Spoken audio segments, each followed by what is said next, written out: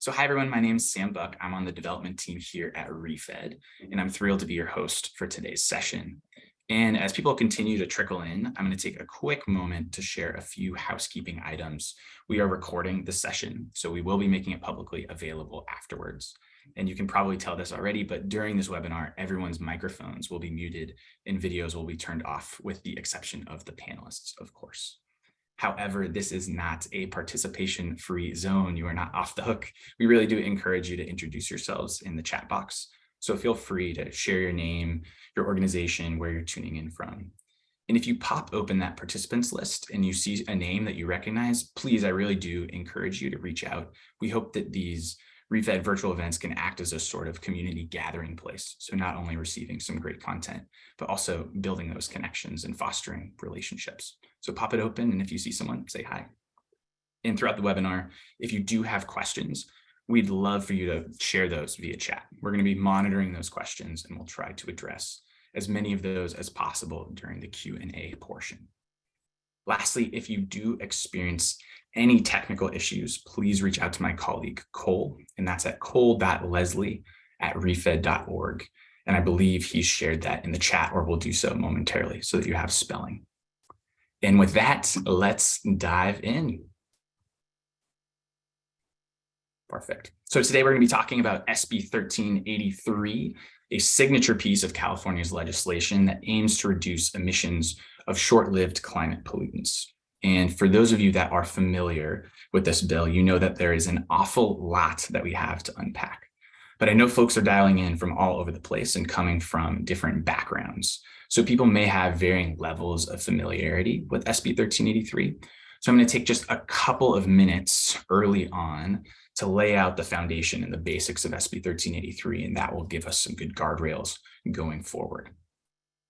So what is SB 1383? Well, it's the most significant waste reduction mandate in California's recent history, going back about 30 years or so. And its primary purpose is to reduce emissions of short-lived climate pollutants like methane, which is a very potent greenhouse gas related to climate change and global warming that you're probably familiar with. But the folks of California are very smart people, and I say that with the heavy bias of being from California and still living here. And they recognize that this is an initiative created an opportunity to generate multifaceted wins. So they could improve health outcomes and stimulate the economy by creating new jobs while they were working to reduce these emissions. And to drive these impacts, SB 1383 lays out two key targets that you can see there on your screen. The first is related to organics waste disposal and requires the state to reduce organic waste disposal by 75% by the year 2025. The second target that you see there on your screen relates to edible food recovery and requires that the state recover and serve at least 20% of edible food that is currently being disposed of. And to clarify, that's consumption by humans, so it would not qualify if it was turned into animal feed or something like that. So how does this work in practice? You'll notice that it sets statewide targets. The targets are not set at the jurisdiction level or city or the individual household or business. They are set at the statewide level. So to achieve those, CalRecycle has adopted regulations that prescribe specific actions for jurisdictions to take. And those regulations really address the holistic challenge, everything from measurement to capacity planning to stakeholder education to ensuring that there's adequate support and services for food recovery and waste disposal, as well as making sure that there's mechanisms for compliance and enforcement in place. There's a lot to it. But California is a big state. That's not going to be a shocker to anyone. And there's a lot of variation from one side of the state to the other, from city to city, jurisdiction to jurisdiction. So jurisdictions have been given a fair amount of leeway to customize the prescribed actions to best fit their local context. Next slide, please. So on today's call, we've got the big task of unpacking the progress made so far, as well as explore what is forthcoming and what's on the horizon. And to give you a sense of where we are in the timeline, you should see that big blue star on your screen. And that's where we are now. We're nearly a year into the regulations having taken effect and state enforcement having begun. To help us unpack progress, we are joined by an absolute all-star group of panelists that are experts on this topic, and they all have different roles related to the SB 1383 ecosystem, so they can offer unique perspectives on how the rollout's been impacting the food system in California so far. So without further ado, let's get to the main event, and I'd love to introduce our panelists. Kicking it off, if anyone has been working on SB 1383 for any period of time, you've probably seen Kyle's name pop up if you have not spoken with him directly. Kyle Pogue is the environmental program manager at CalRecycle. He manages a team that helped establish the inaugural greenhouse gas reduction funds program, and that supports food waste prevention and rescue efforts, as well as organics processing infrastructure expansion. Thanks for being here, Kyle. Thank you, Sam. Can you hear me? Loud and clear. Great. Well, first of all, thank you to ReFED for hosting this today. Always appreciate your guys' content and being part of this, sharing SB 1383. Yes, I am Kyle Pogue. I am one of many here at CalRecycle that's been part of the SB 1383 team that helped really work with our stakeholders here through a rulemaking process to understand how to build the rules of this law. And, I just want to mention when we did that hand in hand with these stakeholders. So when I say team, it includes much more than CalRecycle. It has included, local governments, public health professionals, food recovery organizations and services, and the solid waste and recycling industry, just to name a few. So I want to highlight that. By way of context, just to add a little bit more, I wanted to paint the picture of the solid waste stream in California. Here we dispose about 40 million tons of solid waste every year. And of that, about 50% of it is compostable or digestible material that can be processed through a variety of compost or anaerobic digestion facilities. But I want to highlight about 6 million tons of that is food waste. And of that 6 million tons, we have determined over 1 million tons of that is potentially donatable.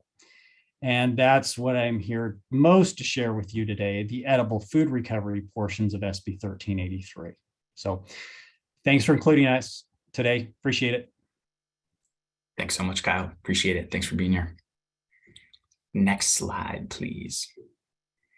Next, we have Jessica Toth, who is the executive director of the Solana Center for Environmental Innovation, which serves the San Diego region and works to advance their vision of landfills free of edible and compostable materials. Thanks so much for being here, Jessica. And if you'd like to add a little bit more context to your role and what the Solana Center does and where you fit in the SB 1383 ecosystem, that would be terrific.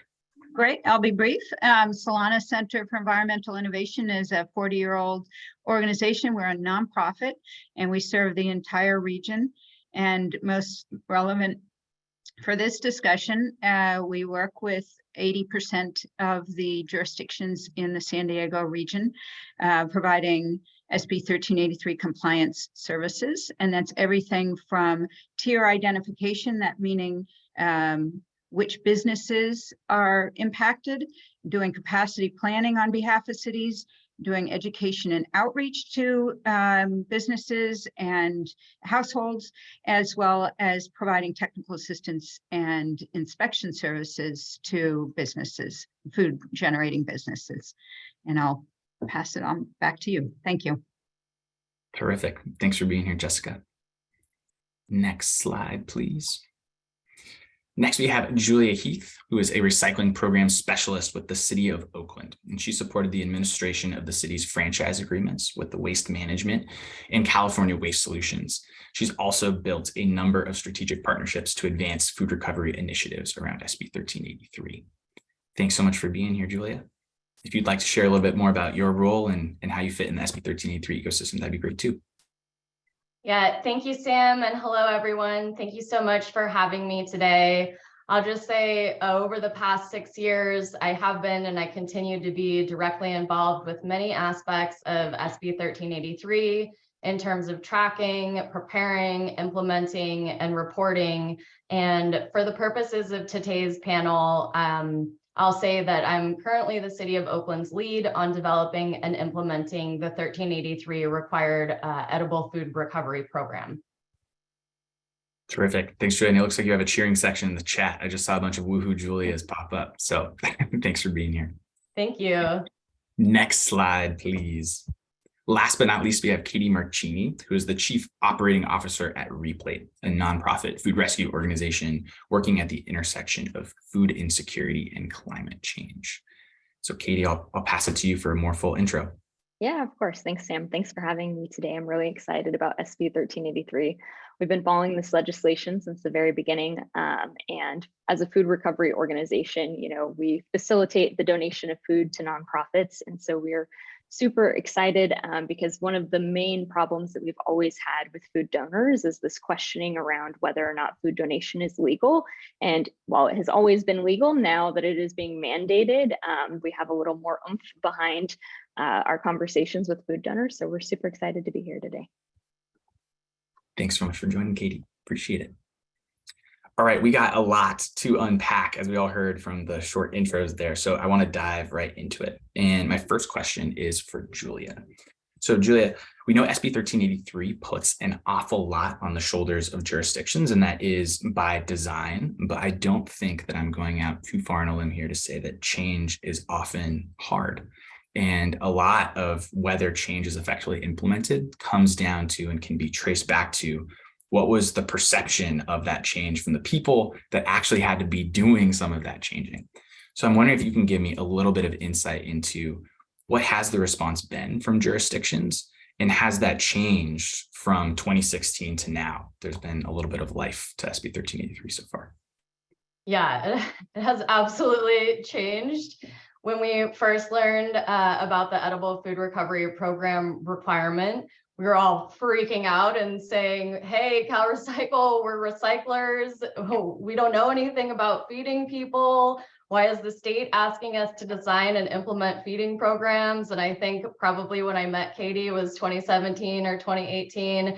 I think I cold called her and I was like, hey, what do you know about this? Can we partner? Can you help me? Can you help me understand it? But now 5 or 6 years down the road, we've been working on identifying stakeholders. We've been building strategic partnerships, both internally and externally. And I think now we understand that there are many food recovery organizations and food distribution organizations who are already doing great work in our communities. And so our focus has really shifted to finding creative ways to best support our food recovery organizations and the people who have already been doing this work for a very long time. That's terrific. And I know we'll have time to dig into some of those a little bit later in the call, and excited to do so. But Jessica, I'll turn it to you with a similar question, but with a slight twist. I know that the Solana Center really works in the community. So you're working with businesses, you're working with households, folks are coming to your site and you're coming to them. What has been their response? What has been the response of people in communities you work with? It's been difficult, but I would say that over the years of this coming, we've done a lot of outreach and education. And so when people are aware of the issues, it makes an enormous difference. We got a great staff. The environmental solutions team run by Malika Sen goes out and works with businesses, and there's quite a range of responses that we get. And in fact, we had a recent article in Biocycle magazine that talks about the different pain points. But, for example, we're finding that corporate businesses, surprisingly, like grocers as part of a corporate business, are better prepared. We expected that the specialty one-off grocers that are well embedded in the community would already have donation programs, but they don't. We're finding, this is a broad generalization, but many of the nationwide corporate businesses are saying, yep, that's part of corporate policy. We have a donation program, food donation program in place already. So it's pretty mixed, I think, is that the main thing. And it's been very difficult both for households and businesses. I'll say one quick thing, which is that I've never met an individual or a business that said, oh yes, I generate a lot of food waste and could use some help. It's always starts with, no, I don't generate that much food waste. And I would say the same myself. And so we have something we call the Kitchen Caddy Challenge. If you're a household or a business, we suggest putting aside a day's worth, a week's worth of food waste. And I think that really opens people's eyes to the issues. And then there's the whole social justice as well as environmental issues around that I think come to light when people see how much is being wasted. Absolutely. Yeah, many different entry points to the food waste conversation for sure.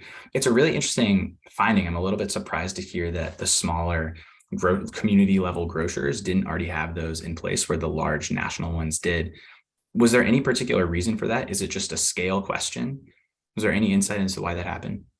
It may be scale. It may be that the individual stores, and these are often upscale grocers that have, as I said, a strong connection with the community, but that they just have thinner margins they're working with. They don't have a safety net like a large corporate. And it's interesting because many of those corporate, large corporate grocers are headquartered out of state, and so again, we would have thought that was lagging in many other programs we've worked in, for example, banning styrofoam products, a completely different issue.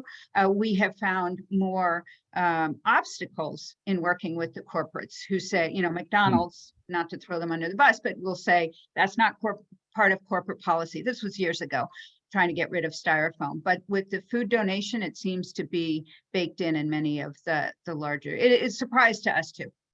Interesting. Yeah, very cool. Thanks for sharing that insight. Kyle, I'm going to turn to you. And there was a pretty perfect segue with Julia saying that all jurisdictions were originally freaked out when they heard SB 1383 was coming down the pipe. I know that education of different stakeholder groups, and for CowerCycle particularly, education of jurisdictions is a top priority and something that you had to deal with early on. Could you tell us a little bit about what the thought process was for CowerCycle in creating that content and your strategy for disseminating it? And maybe, since I know there's folks from other states that are interested in this, if there's anything that you found worked well and maybe some things that you would avoid if you had a redo card.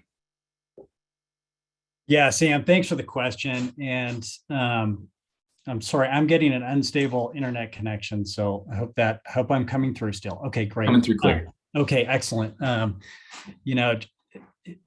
Fully recognize there's a learning curve to this law. And Julie, I don't think you were alone in getting up to speed and learning what this entails. And I think later we may share some really good success stories of that and how that's evolving. But I'll just say from a education resource standpoint, and I did see, I think Jackie dropped a link into the chat, but maybe Danielle of my team can drop a more specific link in there about the resources that we've helped develop. But the important part of that really goes back to that rulemaking process and working with stakeholders to understand what their needs are, and then having some flexibility to adjust over time to that. And I think that's what we're really trying to do here. We've provided some pretty good tools here on a model food recovery agreement, for example, or how to identify a commercial edible food generator. And we recognize over time that too needs to evolve. So we're listening to that and then making changes. And then I think we need to continue to raise up and share locally the types of outreach materials and educational approaches to getting the word out on SB 1383. I didn't say it at the beginning, but there are about 600 jurisdictions in the state of California. So there are a lot of local and regional differences on program development here. So there's a need to customize a lot of these tools, and we want to help raise those up and allow jurisdictions to be able to do that. So there are my thoughts there. Thanks.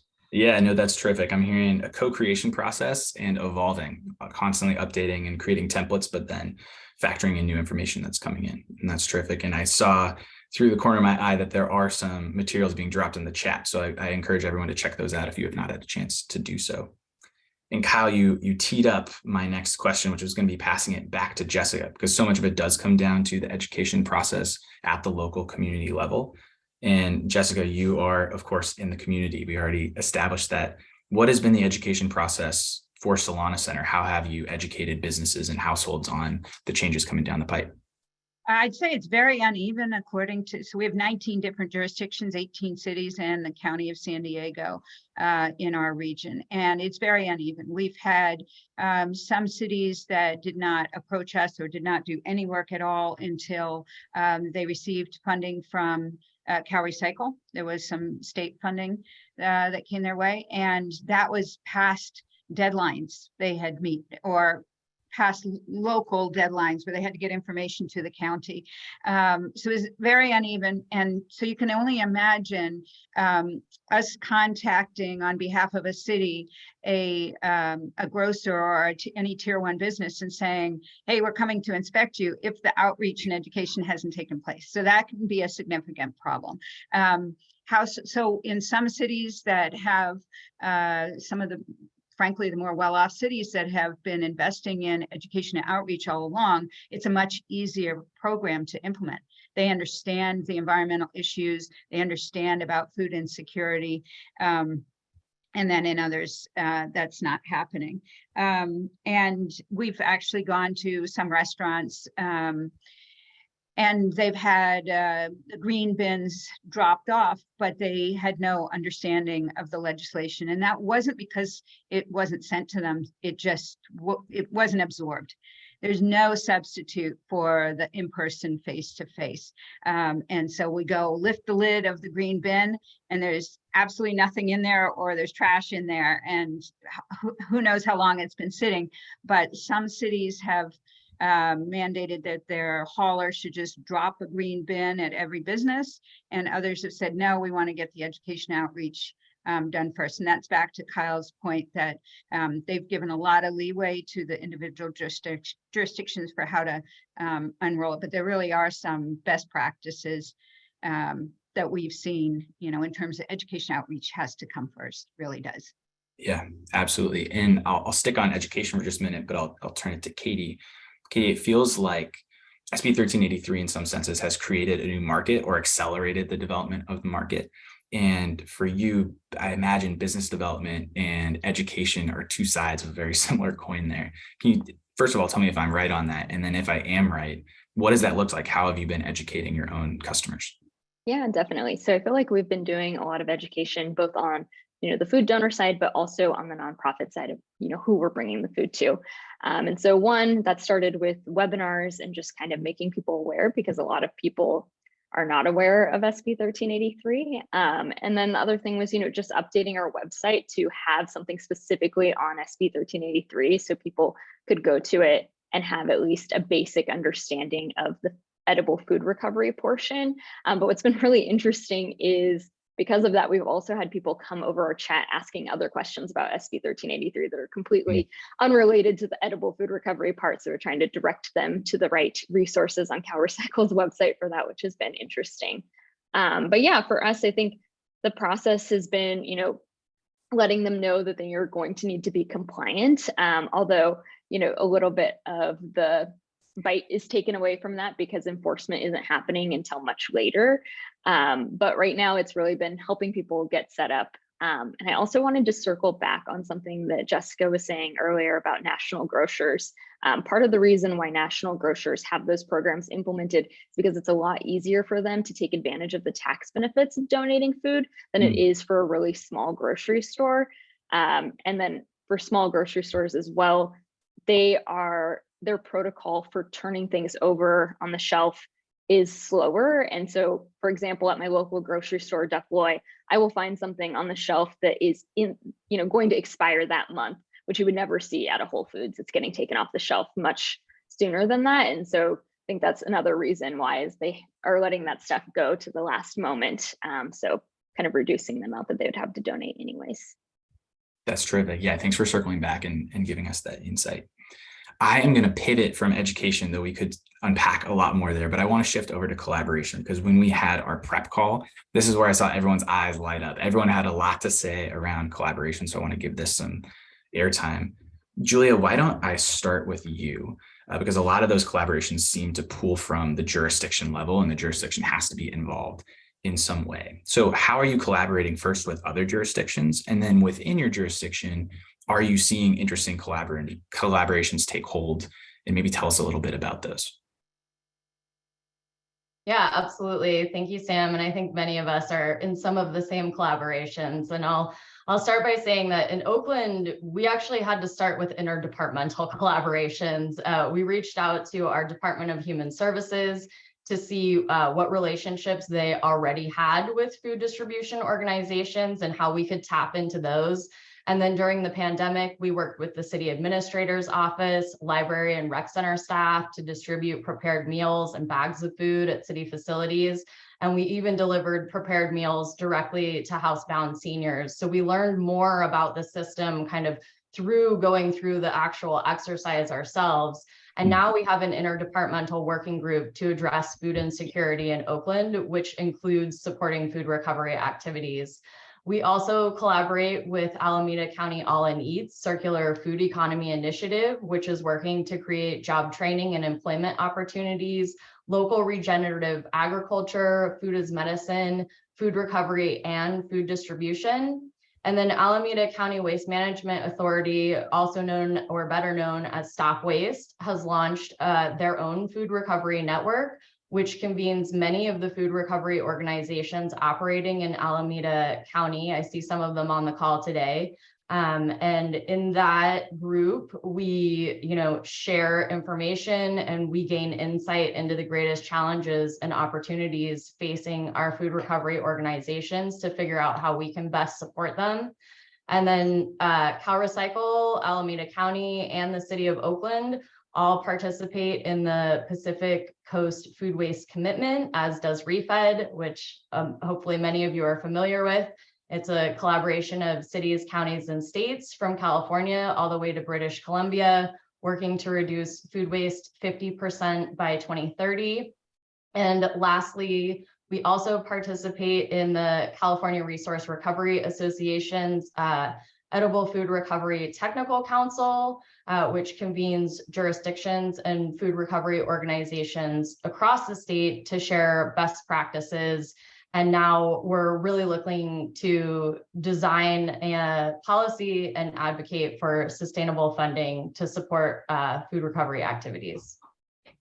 That's terrific, Julia. And you touched on something which I feel like we have to unpack a little bit further at the start of your response, which was the pandemic, which obviously massively shifted the whole food recovery landscape. And there were a number of partnerships I know that formed around the pandemic in response to make sure that food was being recovered and we had all those proper logistical channels. Are you seeing that those partnerships that took hold from the pandemic have stuck around and you're now using those partnerships to deliver on SB 1383? Or have those fallen by the wayside and new partnerships are striking up? No, I mean, I think that absolutely we're trying to build on the partnerships that were created then. And I think even more kind of than just new partnerships cropping up, we really saw, what is already out there, how quickly we can come together and how incredibly important it is. Because, at first we were just sort of looking at it as a mandate. And like I said, freaking out, how are we going to do this? But now I think it's, much bigger than just meeting a mandate. It's a huge heart project. And we see, that the need for food has increased so much as a result of the pandemic. And, we really wish that we had been farther ahead in our efforts, because I think we could have gotten more food out into the community had we been a little bit more prepared. And so I think we're very happy to see what has been happening and excited to see it expand further. That's terrific. And I love the framing of a huge heart project. I'm going to use that going forward. I know there's a lot to share in collaboration, so I want to give the other three panelists some airtime to talk about collaborations that they're particularly excited about. I know we all three of you had something to say, so maybe Kyle, I'll start with you and then I'll pass it on. Yeah, I did get excited about this particular topic. I think this is kind of the heart and soul of edible food recovery right now. And I wanted to mention a few. here. And I would just sort of jot down a list. And by mentioning a few, it means I'm probably leaving many others out, and not advertently, but their joint venture of Silicon Valley Food Recovery Network, Mojave Desert and Mountain Recycling Authority, San Gabriel Council of Governments, and there are 31 cities. And I know Jessica has a lot about San Diego and interactions with the San Diego Food System Alliance and jurisdictions there. Salinas Valley and Monterey have a joint powers authority focused in this area. Orange County with Abound Food Care. And then, and again, last week I was on a fantastic webinar with the 2022 Greater LA Food Rescue Workshop. And this is their third, I think, iteration of that. So there's a lot of discussion in these areas, and they get into really nitty-gritty details about edible food recovery. So really appreciate that. And then last thing I'll mention is even today at COP27, saw some great presentations, and one from Libby Schaaf, mayor of Oakland, talking about not only the Pacific Coast Food Waste Commitment, but references to SB 1383 as well. So this is, it's gathering steam worldwide as well. So that's it. Thanks. Thanks, Kyle. And Jessica, I saw you on the edge of your seat, and then I passed to Kyle too early. Well, I wanted to hear from Kyle first anyway. And what I'd like to talk about is slightly different. Of the collaborations among those who are rescuing the food and inspecting the businesses and all that is extremely important. But there's another type of collaboration that we found that's really key, and that is across the different jurisdictions. So, for example, I said that we're working with 80% of the jurisdictions, but in one case we are working with Joint Powers Association, a Joint Powers Authority that has 7 different cities. And through that, we see economies of scale, we see a consistency of messaging, shared lessons learned. That's extremely important for all these neighboring cities. And I don't want to diminish the importance of the individual organizations and entities and nonprofits that are working together to make it happen alongside of the jurisdictions. But that collaboration that we led was, I can't say enough about how it really helped the whole San Diego region, and then other cities who were watching from the sidelines and got to take advantage of the materials that we put together. And again, the cities are relatively small, so there's so much crossover where you may live in one city and you're shopping in another, and to have that consistency is really important. Yeah, that's true. Thank you for that. Katie, last but not least, I'll pass it to you if you have anything to add here. Yeah, of course. Yeah, I think, the food recovery space has been an oddly competitive space for many years, with, I think, kind of a scarcity mindset of there's not going to be enough surplus food for my organization. And what we've seen with SB 1383 is a lot more willingness for food rescue organizations to collaborate with one another. For example, we're in the midst of creating partnerships with Loaves and Fishes and No Time to Waste in the South Bay. And that's just something that I think even a few years ago, it would have been really hard to get that conversation started and really hard to push it forward. And now it's just like everybody is more willing. We're all in this together. We all want to make this work. And we realize how much surplus there is in this space to get donated. And, the other thing is, we had someone who was donating a massive amount of food in the Central Valley, and the Central Valley charitable food system couldn't absorb it all. And, we had willingness from other food banks in different areas to accept that food and to help get it moved, but also from CalRecycle to, listen to our feedback of like things that we think are going to become problems, between regions when there is, a certain amount of surplus that can't be absorbed in one region needs to be moved elsewhere, and, where those impact numbers go. And I just feel like it's been exciting to see that people have gotten on the phone with each other and actually talk things through. And there's a little bit less of, well, it's not my responsibility or wheelhouse. The benefits of a heart project. I love it. Love to hear that we're shifting out of the scarcity mindset too. That's actually a perfect segue to talk about some of the resources that are required and how they're being passed. So Kyle, I'll direct this next question to you. CalRecycle obviously has a number of different levers at your disposal to drive action. Some of those are dispersing grants, others are loans. Could you unpack what those different levers are and how you're seeing them function?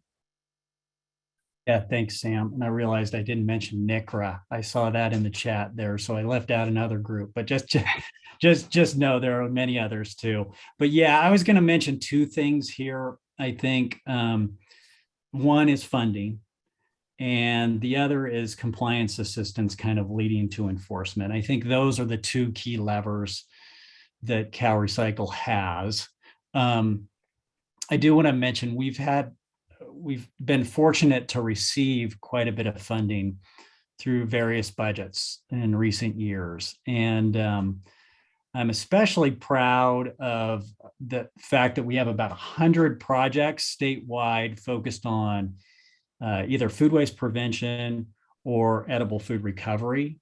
And we've rolled out about $29 million in funding for that. So, and some of the folks on the call have been part of these grants, and very excited to be able to help build some capacity locally, and then really test out some projects out there in the field. So super proud of that. I know, we have some other funding that's coming out soon on organics recycling that'll expand some of the infrastructure for composting, anaerobic digestion, and cleaning up feedstocks and doing composting in different ways. So that's forthcoming. And over time, we've rolled out quite a bit of funding there too. But recently we had SB 1383 specific funding of about $50 million that's gone to local governments for various purposes under SB 1383. We're going to see another bucket of about $180 million coming in the not too distant future here that will expand upon that and allow local governments to really address 1383. All that said, I'll mention that, a lot of this funding is seed funding, and it's not the whole solution. And this is where local rate structures come into play and local funding mechanisms that are needed to keep this going. And so I wanted to mention those things. I also then want to pivot over to compliance assistance. I think the other leverage we have here is that there is an enforcement mechanism of SB 1383. The first 2 years that's been mentioned earlier, from 2022 to 2024, really is this education period and kind of ramp up period to not only build capacity to do this work, but educate the various stakeholders, from those corporate, grocers that you mentioned, Jessica, down to smaller, smaller food businesses that are part of this law. So really the intent is to try and ramp up to that. But what we heard through the rulemaking is you also have to be serious about it. And that's where enforcement comes in. It drives that point home that local governments have the authority through their enforceable mechanisms to get folks into compliance. Hopefully most of that is voluntary and willing, but if not, you've got some leverage to get there. So I wanted to mention that. And I think that's all I had on that point. The carrot and the stick. Yeah, both powerful. And I'll share that. I know the funding that CalRecycle has given out really has been transformational for a number of organizations. My entry into the food waste space was working with California Conservation Corps North Bay. And we had mapped out this whole food recovery plan and business line. And really hinging on the go, no go decision was whether or not we were going to get funding from CalRecycle to buy a refrigerated vehicle that enabled the whole thing to happen. So it has been transformational, and it's been good to see. But I want to make sure that we shine a spotlight on resources from the local context. So Jessica, maybe I'll pass it to you and ask, where are the resources coming from? And this maybe is a loaded question because there's never enough, but is there enough funding sloshing into this space? And if not, what's the plan? How are we going to get there? The funding from CalRecycle has been significant. significant quantity, but also to really get things started. And I understand that there's more coming as well. So it's not something that I want to complain about. I think that, you know, for the work that we do, we're supported by the cities, and we're hearing from cities that we've never had environmental contracts with before because they're severely underserved in general with programming like environmental education programming. And because they now have funding, and they don't have anybody on staff who's focused in this area, but the funding that came from Cal Recycle really, you know, enabled them to be able to hire our services. There's no way that they could have done the work without or even interpreted the legislation. And maybe I'm being a little harsh there, but Malika Sen, who's on the call, has just been really instrumental in working with the individual cities, some of it on our own dime, to really bring them up to speed in terms of what the requirements are. I completely agree with what Kyle was saying. The carrot and the stick is really important. The fear of the potential fines is a really big deal. And in terms of incentives, when we work directly with businesses, a lot of times that can go a long way, you know, whether it's providing free kitchen caddies to individual households to sort of make the process easier. Now that's not on the food donation side, but that's for the disposal, separating your food waste and disposing of it. And similarly for businesses providing, you know, they're called slim gyms, but the extra bin, which can be a significant cost for a small business, in terms of having to, you know, put all of this infrastructure in place. They're not sure how they're going to do it. They start out by saying we have no additional space in our kitchen prep area. So I think I've taken a little bit offline for the direction that you wanted to go. But we are, well, I'll get into it later. And also Malika has been responding to some of the questions, the important questions that people have. So I encourage you to reach out. I think the resources have been there. That was really the kick in the seat of the pants that was needed. We've been working on this issue as an organization for some 20 years. And until SB 1383 came along, there was not the spending on education and outreach, nor infrastructure, nor ordinance changes that needed to take place for this wholesale change that's happening now. Thanks, Jessica, and thanks for referring back to the questions that are coming in through the chat. And I want to take, because I know time is getting closer to the end, so I want to make sure that I'm getting to some of these questions. So we're going to popcorn around as I try and float some. So the first one is for Katie. How does Replate engage with local leaders in food recovery when you're entering a new space? Yeah, I mean, we have conversations. So for example, I mean, we're in San Francisco, Alameda County, South Bay. I think oftentimes we're only really talking to local leaders, you know, when there is like a grant open or something. That's kind of the facilitating moment.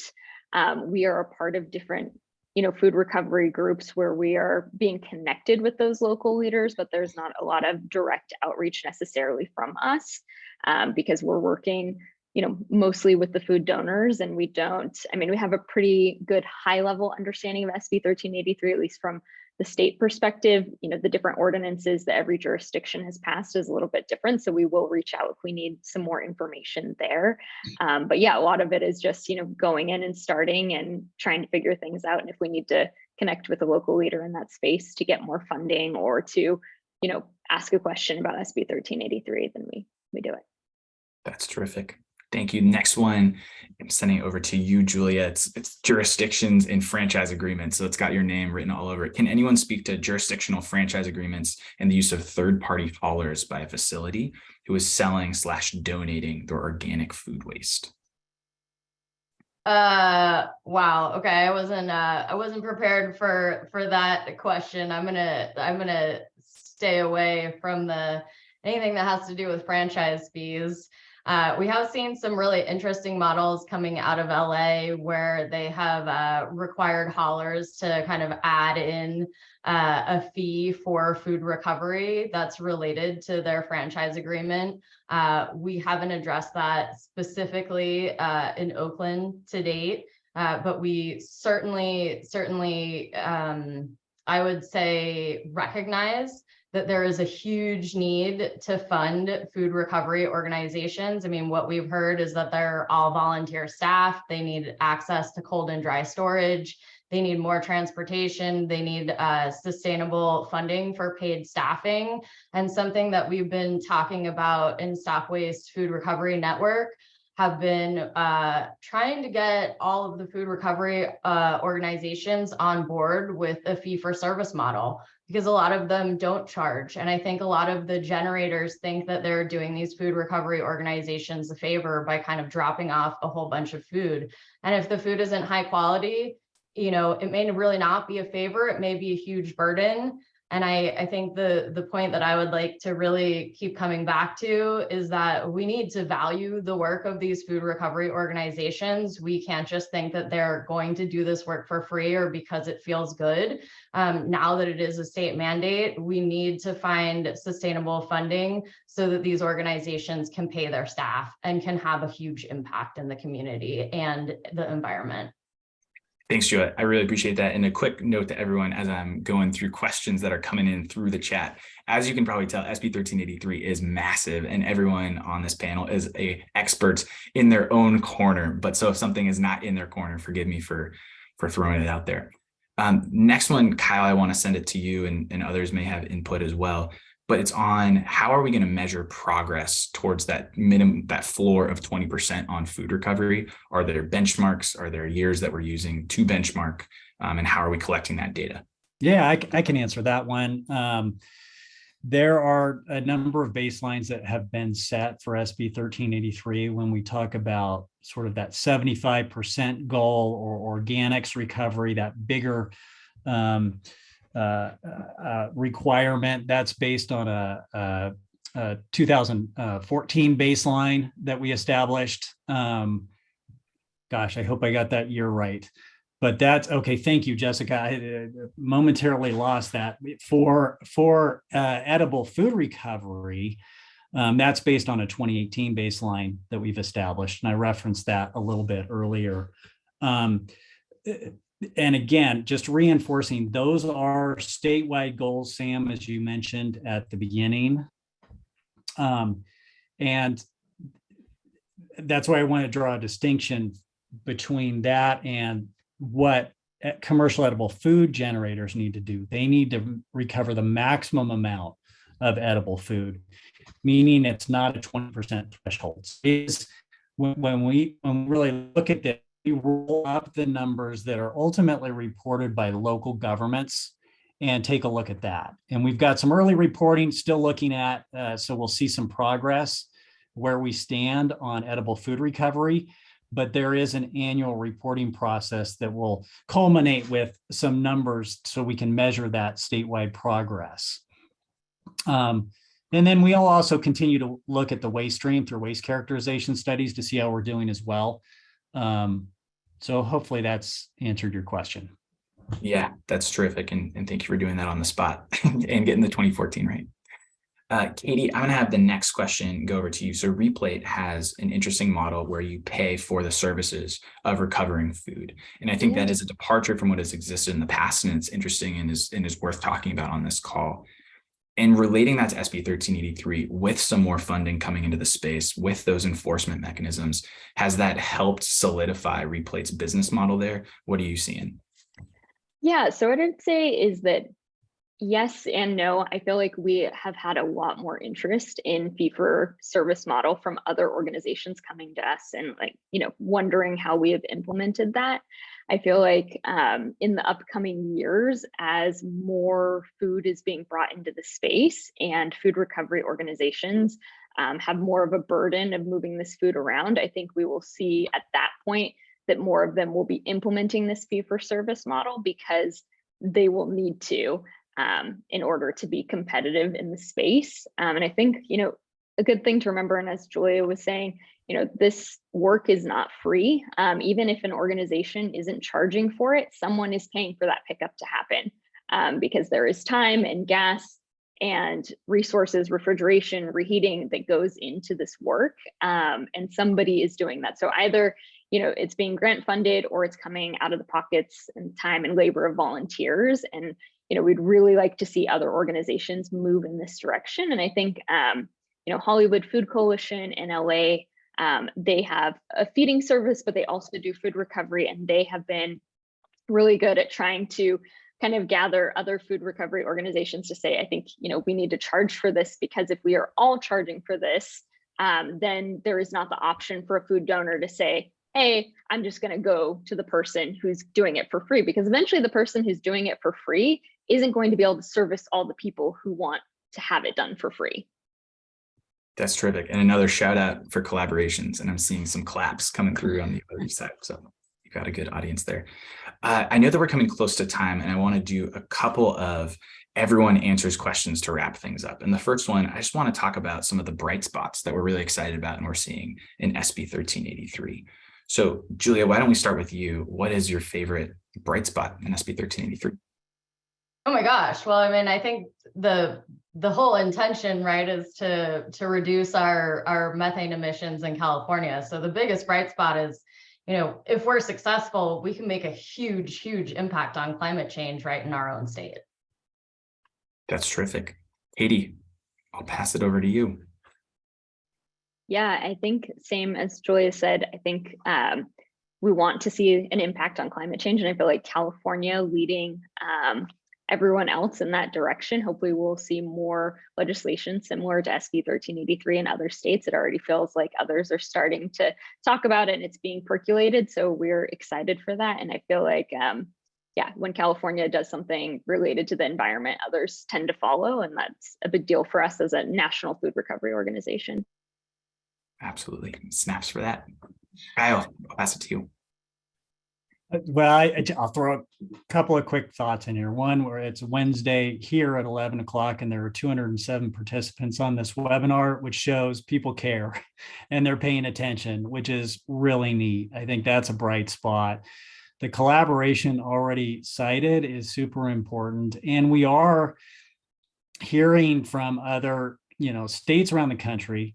We've heard from other nations as well, that they're looking at this. And I want to readily admit we're not alone in this work. I mean, the Northeast portions of the U.S. have been, fighting this battle for a long time. We've learned from them. Our colleagues, like mentioned in the PCFWC discussion in Oregon and Washington, are doing fantastic things. And again, I'm going to leave some people out. I don't mean to, but we're not alone in this fight. And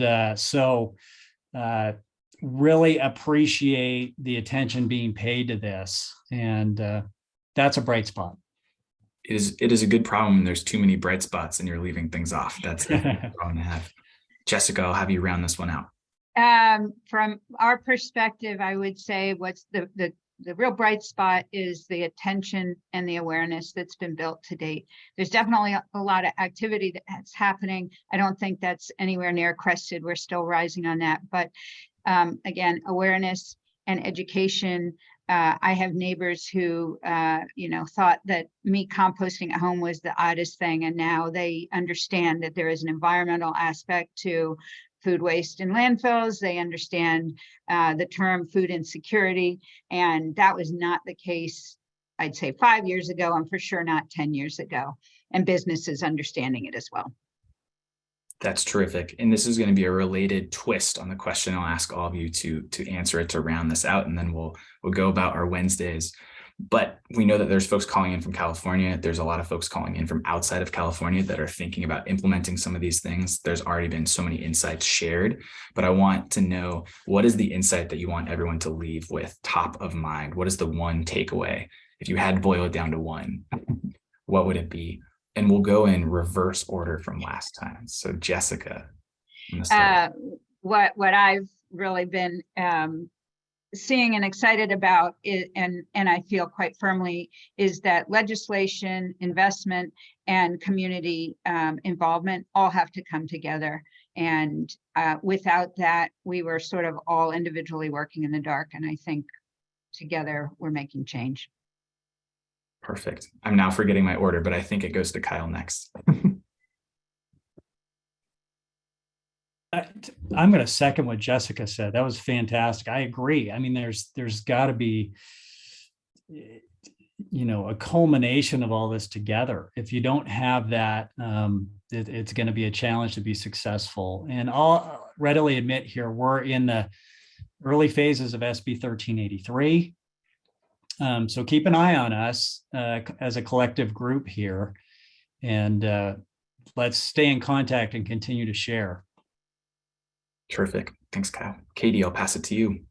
Yeah, I mean, I think on a more practical note, just remembering the next time you plan an event to, think about food recovery and what your plan is going to be for that. And also, it is the end of the year, it's giving season, looking into the small local organizations that are near you rather than the national ones, and thinking about the ways that you can support those organizations, whether it's through a financial donation or actually going and rolling up your sleeves and helping out. But I think that a lot of these smaller organizations, they do a lot of work, and there are so many grassroots food recovery organizations. You would be amazed. People are doing this in every area of the country. It's just not necessarily visible. Well said. Thanks, Katie. And Julia, would you close us out, please? Yes, thank you. I can't agree more with what everybody else said. And I just want to echo Katie and repeat what I said before. If we want to be successful at this work, we need to lift up our food recovery organizations. We need to support them, and we need to assign real value to the work that they're doing in our communities. Perfect. Thank you, Julia. Perfect note to end on. I just want to thank all of you for being on the panel. True experts, as everyone can tell. SB 1383 is massive. It's so exciting to see that there's so many participants joining this, and there's a lot of energy. It was also really exciting, I think, that we saw a number of resources being shared in the chat. There are still a number of questions that remain to be answered in the chat that we didn't have time to get to. So please consider this webinar and panel a starting place. If you have a burning question, reach out to folks on the panel, reach out to us at ReFED, and we'll make sure that we can direct you, either have the answer for you or direct you to a place that has a solid answer. We're all in this together. I often say that it's a giant team sport, and that feels especially true here on this call today. So with that, thank you all. I very much appreciate it and look forward to continuing the conversation. Bye. Thanks. Thank you, Sam. That was great.